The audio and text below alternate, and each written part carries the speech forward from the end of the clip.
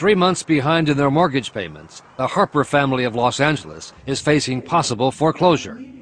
And since last summer, Carol Harper and her husband Johnny, now disabled, have been trying without success to get their mortgage modified so they can make their monthly payments.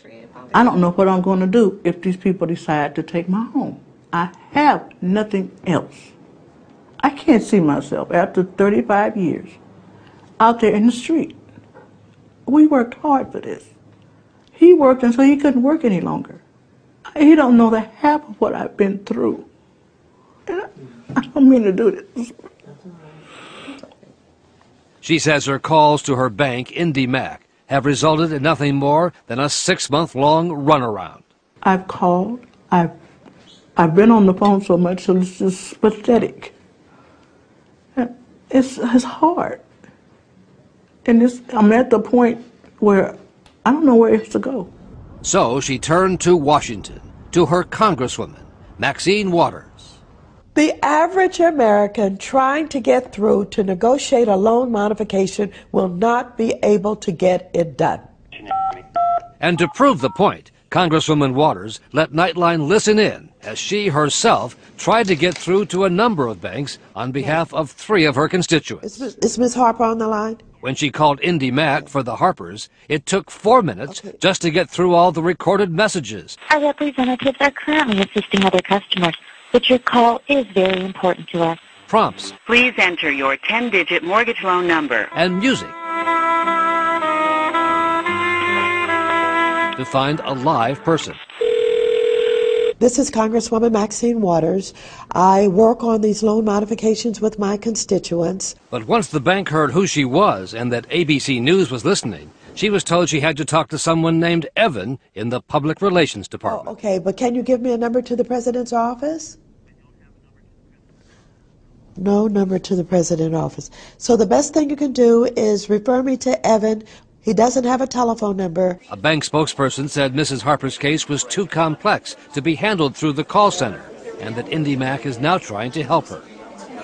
The Congresswoman's next call went to the Bank of America, which claims it does a good job handling calls about mortgages.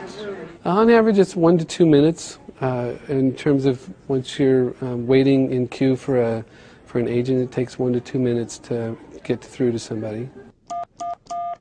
But for Congresswoman Waters, her call to the Bank of America turned into a 2-hour ordeal. Please hold, and your call will be answered in the order in which it was received. First, it took a full 10 minutes to get a live person on the line. Hello, Adrian. This is Congresswoman Waters. How are you doing? She was calling on behalf of the Beards, a retired couple who live in this Los Angeles house, who are not behind in their payments, but struggling to keep up. So I thought that this is an easy one. This is the kind that I think could easily be modified. Can you help us with this account? But it wasn't so easy. Waters was transferred to another department, put on hold for 3 minutes. All the representatives are with clients. Please hold, and your call will be answered by the next available agent. And then was disconnected with her constituent listening in. Hello? Hello? Oh, they stopped ringing. That's what I usually get when I talk with them. When I call them, they say they're going to transfer me. When they transfer me, boom, the line goes dead. Okay. Undeterred, the Congresswoman called Bank of America back, but the extension the bank had given her did not work. Please enter your party's 5-digit extension. Oh, I did. If you do not have extension information, please Oh, I've got a 5-digit number. The available agent will assist you. 52701. 52701. Please enter your party's 5-digit extension. If So you it do doesn't not have work. extension, So for a third time, 49 minutes after she first dialed Bank of America, the Congresswoman called the bank's 800 number again. Thank you for calling Bank of America. A representative is with you shortly. And there were more recordings and more music.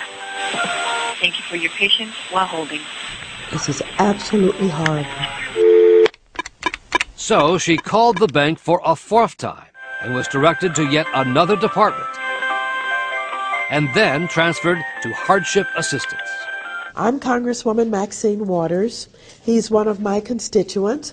He's been having a terribly hard time in trying to get some consideration for a loan modification. But because the Beards are not yet behind in their payments, the call was sent to yet another bank department, refinancing, now almost 2 hours after the first call. www.bankofamerica.com and select the refinance link. There was a recorded message, and then the call was cut off. We appreciate your business. Oh, my goodness. Well, what they just said is, go to the computer, www.Bank of America, and fill out some information to see if you pre-qualify. They don't stop to find out whether or not you have a computer, whether or not you use computers, and they don't come back on the line. Bank of America offered the Congresswoman an apology for her 2-hour ordeal.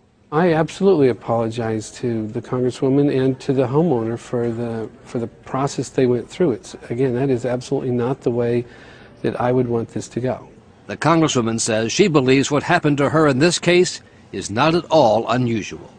Anybody witnessing what I was going through could see that I got pretty aggravated and that I got upset about the basically inconvenience of the so-called system that they have, the lack of responsiveness, and the inability to get anything done. She can't afford to pay the loan now. The Congresswoman's final attempt was on behalf of a Los Angeles widow, Mildred McNeil, who has been threatened with foreclosure by Countrywide.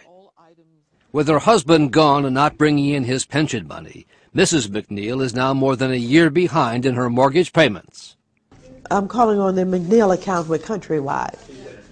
When Congresswoman Waters finally got somebody on the line from Countrywide, now owned by Bank of America, the frustration was obvious. But here's what I cannot be sympathetic to you for. I am bombarded with people who are going to be foreclosed on and lose their home. I'm bombarded with people who are going to be on the street. And so I have no sympathy for you. And if I make wholesale statements, it's because I am up to my ears in this mess. And we've got to do something about it. As of tonight, Congresswoman Waters is still steaming. Her efforts to cut through the red tape for those three constituents has yet to result in any resolution. She says if that's the way they're going to treat somebody they know who's a member of Congress, imagine what happens to everyone else. Terry? You've got to wonder. Well, good for Congresswoman Waters, and thanks.